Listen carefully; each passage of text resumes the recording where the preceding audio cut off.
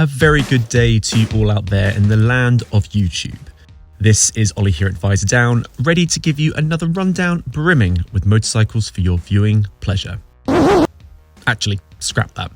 This is a rundown of motorcycles that, according to you anyway, do not give you pleasurable viewing. No, today we're talking motorcycles with a look that only a mothering manufacturer could love. The aesthetically challenged two-wheelers, or put bluntly, the 8 motorcycles you consider to be the ugliest on sale right now. Now, style is subjective, of course. After all, one man's beauty is another's beast. But that didn't stop a distinct shortlist of nominations popping out to form this rundown here. So, in no particular order, here are the motorcycles you won't be swiping right on anytime soon. Well, it's official, Buell is back.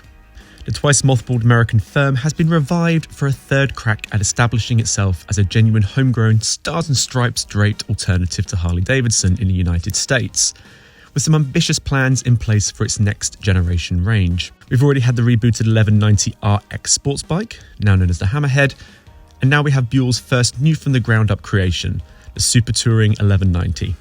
It certainly stands out, but we're not sure for all the right reasons. Pitched as a rival to the Harley-Davidson Pan America, despite not having any off-road capabilities, the SuperTouring 1190 catches the eye with its boxy, utilitarian aesthetic, which from some angles looks like the unholy successor to the Ulysses, a model that was similarly segment ambiguous and, let's face it, pretty oddball.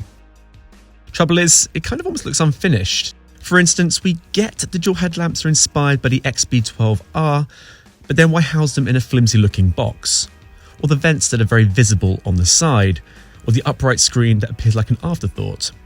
While the render shown 12 months ago suggested this would be a chunking, imposing and distinctive new offering in the touring class, the result makes us wonder whether they were looking at the same sketch.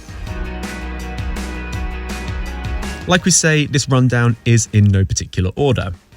But if we were to rank these motorcycles in the order of how many names and shames they received on our social media channels, the Harley-Davidson Pan America was such a runaway winner, or is that runaway loser, that we could have dedicated all 8 positions to this particular motorcycle.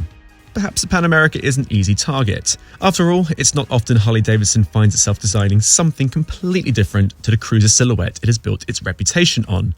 So, to be fair, it is very much outside of its comfort zone here. It's tricky to make an adventure motorcycle look sexy when you factor in all the function that takes precedence over form, but Harley-Davidson has at least tried to do something different, and we rather like its imposing, bigger is better all-in approach. However, whether you can stomach the Pan America rests almost entirely on whether that unusual front end is to your taste. Which is ironic because the wide angular snout has been frequently compared to the hammerhead shark, undoubtedly the kookiest member of the shark family.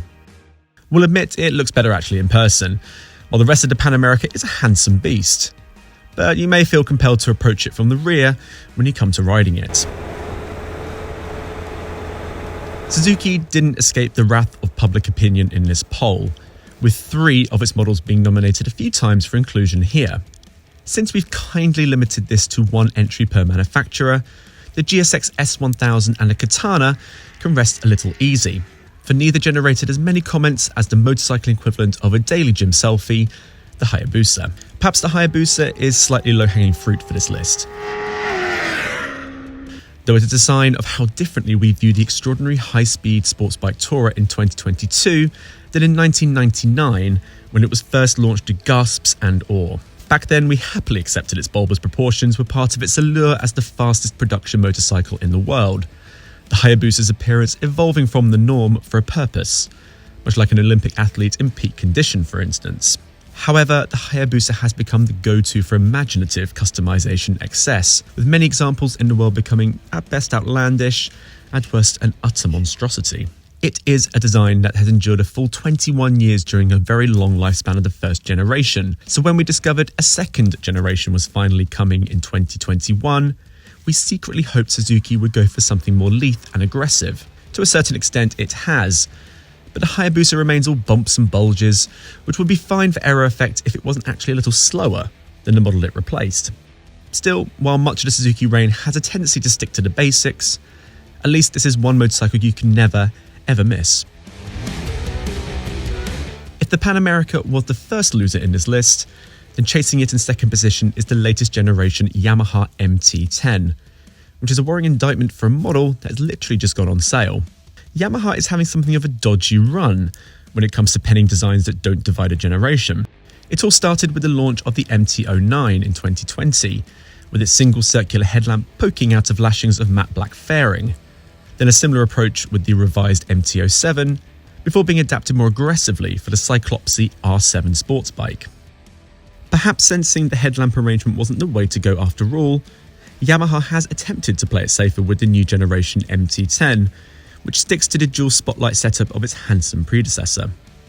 However, after streamlining the front fascia, Yamaha seems to have made a misstep by adding strip lights to the arc over the spotlights. The result is what appears to be a motorcycle with, shall we say, powerful eyebrows? You know, like those you'll see liberally painted on faces during a night out, or Johnny Five from the film Short Circuit. Let's just say once you see it, you can't unsee it. Now, here's a contentious one. The BMW R 1250 GS and GS Adventure have been among the best-selling motorcycles across Europe for as long as we care to remember. So we're assuming there are plenty more of you out there that find the looks palatable than unpleasing. Perhaps it is their ubiquitousness on the road that has prompted the weight of negative opinion, and we'll admit there remains some typically oddball detailing on the latest generation model. The asymmetric winking headlight arrangement is certainly quirky, while we can accept the chunky proportions are a touch busy if we're pushed. Still, it is hardly the biggest design faux pas to have come from BMW over the years.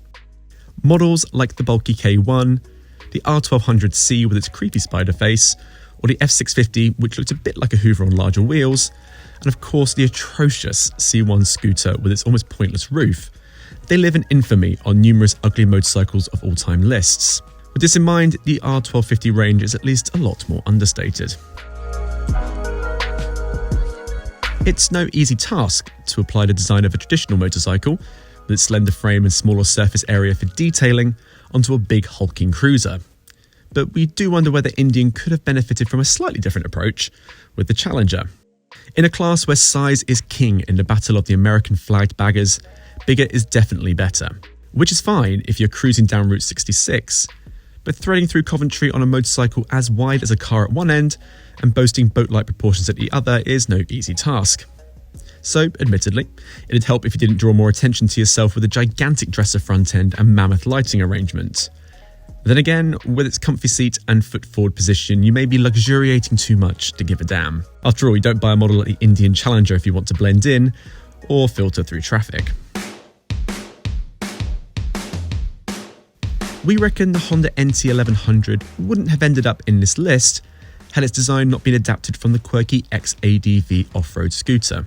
Indeed, we can imagine the process working the other way around, but using a scooter base to stretch a similar look around a large 1100cc sports tourer seems a little devaluing to both.